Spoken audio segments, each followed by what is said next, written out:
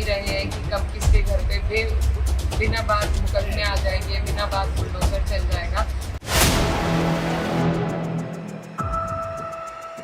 अपने साथ हुई अभद्रता को लेकर सपा सांसद इकरा हसन ने कहा कि यह सब कुछ सरकार के इशारे पर हो रहा है। वहीं बुलडोजर एक्शन पर भी उन्होंने बीजेपी पर बड़ा हमला बोला। क्या कुछ कहा इस वीडियो में आपको हम बताएंगे। नमस्कार, 4 PM पर आप सभी का स्वागत है।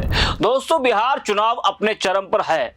एक और बिहार के मैदान में एनडीए और महागठबंधन जमकर पसीना बहा रहा है। वहीं दूसरी ओर उत्तर प्रदेश की राजनीति में भी हलचल तेज है। भले ही यूपी विधानसभा चुनाव 2027 में है, लेकिन माहौल अभी से गर्माने लगा है। सूबे में कई मुद्दों को लेकर विपक्ष बीजेपी सरकार पर हमलावर है। माहौल बनाने का पूरा प्रयास किया जा रहा है। वहीं बीते दिनों मेरठ में बुलडोजर कार्रवाई से भी सियासत गरमाई हुई है।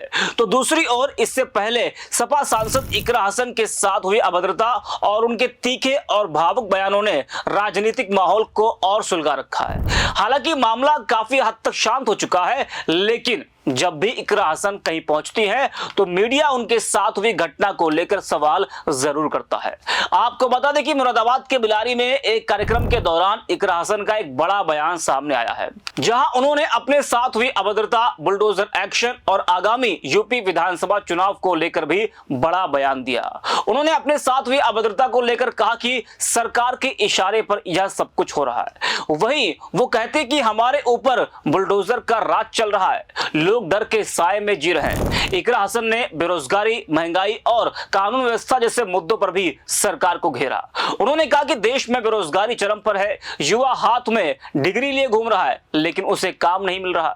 सरकार सिर्फ आंकड़ों से खेल रही है, जमीनी हकीकत कुछ और है। वो कहते हैं कि पीडीए मजबूत है। जरा आप भी सुनिए इकरा हसन को। जिस तरीके से पार्टी की परफॉर्मेंस 2024 के लोकसभा चुनाव में रही, हमें उम्मीद है उसी तरीके से हम 27 में भी समाजवादी पार्टी अपना परचम लहराएगी, गठबंधन मजबूत रहेगा और इंशाल्लाह हम जीतेंगे 27 में। सांसद जी, महिला सशक्तिकरण पर आप क्या कहना चाहिए? जैसे आप सांसद हुई और कहीं ना कहीं आपने अपने तौर पे महिलाओं की आवाज़ को बुलंद किया, क्या लगता है भविष्य में भी ऐसी चीज़ें बढ़ेंगी? जी बिल्कुल, हमारी कोशिश है कि ज़्यादा से ज़्यादा महिलाएं आएँ। एक जो 33% इन्होंने रिजर्वेशन का बिल पास किया है, वो धरातल पर उतरना बेहद ज़रूरी है, क्योंकि हमें लीडरशिप देने की ज़रूरत है महिलाओं को कि वो अपनी आवाज़ खुद उठा सके। अब वो वक्त चला गया कि उनकी आवाज़ कोई और उठाए, तो हमारी यही सरकार से मांग है कि जो उन्होंने कानून पास किया है उसको धरातल पर उतारे, जल्द से जल्द उसे इम्प्लीमेंट करें। 2027 को लेकर के राजनीतिक भूमिका और बताइए अपनी। 2027 के लिए पीडीए मजबूत है, समाजवादी पार्टी मजबूत है। हमारा पूरा समाजवादी परिवार इंतज़ार कर रहा है कि चुनाव के दिन जैसे जैसे नज़दीक आएंगे सब लोग हिम्मत और हौसले के साथ चुनाव लड़ेंगे और इस बार हमें पूरी उम्मीद है कि 27 में समाजवादी पार्टी सरकार बनाएगी। आप सांसद लोकसभा हैं तो माननीय देश के प्रधानमंत्री साहब के बारे में क्या कहना चाहेंगे, उनकी नीतियों के बारे में, कारकर्दगी के बारे में? जी, मैं क्या कहना चाहूँगी, वो तो सारी दुनिया देख रही है, जान रही है किस तरीके से हमारी फॉरेन पॉलिसी में भी हम फेल हो रहे हैं, हमारी इकोनॉमी में भी हम फेल हो रहे हैं और गुर्बत और जो बेरोज़गारी है वो किस तरीके से बढ़ रही है। युवा आज बेरोज़गार घूम रहा है। तो ये सारी चीज़ें हैं जिन पर अपने देश हित के लिए सोचने की सभी को ज़रूरत है, खासतौर पर मौजूदा सरकार।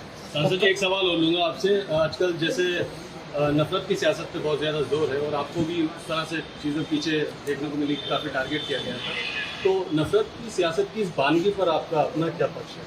देखिए, ये दस्तूर ऊपर से चलता है और सरकार के ज़रिए से, उनके सहारे से ये दस्तूर चलाया जा रहा है और ये बहुत अफसोसजनक है। हमारे लिए दिल दुखता है कि वो जो हमारा हिंदुस्तान हुआ करता था आज से 10-15 साल पहले, आज हालात इतने बदल गए हैं कि पड़ोसी से नाराज़ है, नफरत की भावनाएं लेके लोग जी रहे हैं। तो ये इसमें कहीं ना कहीं जो सोसाइटी पर जो प्रभाव पड़ता है सरकार की पॉलिसीज़ का, उनकी नीयत का, वो देखने को मिल रहा है। और माइनॉरिटी वर्ग को लेकर उत्तर प्रदेश सरकार की पॉलिसी और नीति और रवैये के बारे में आप क्या कहना चाहेंगी?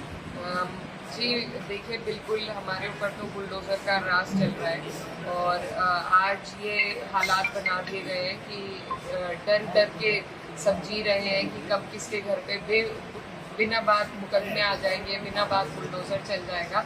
तो जिस देश के हालात ऐसे हो जाते हैं कि वहाँ की माइनॉरिटी को इतना दबाया जाता है, वो देश तरक्की नहीं कर पाता। ये हिस्ट्री में भी साबित है।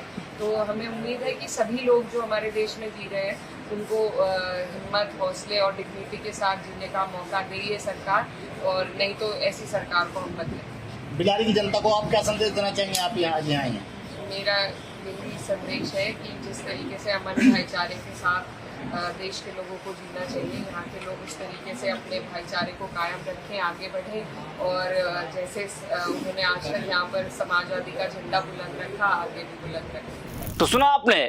तो जब भी इकरा हसन कही जाती हैं तो पत्रकार उनके साथ हुई अभद्रता को लेकर सवाल जरूर करते हैं।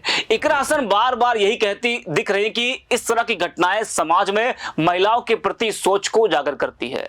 उनका कहना है कि अगर एक सांसद को इस तरह की गालियां दी जा सकती है तो आम महिलाओं की स्थिति का अंदाजा लगाना मुश्किल नहीं है। वहीं जिस तरह से उन्होंने बुलडोजर एक्शन पर तंज कसा, उनका इशारा मेरठ बुलडोजर एक्शन पर माना जा रहा है, जहां बीते दिनों 22 दुकानों वाला कॉम्प्लेक्स पर बाबा का बुलडोजर चला। जी हां, जिसके बाद राजनीतिक तूफान उठ खड़ा हुआ।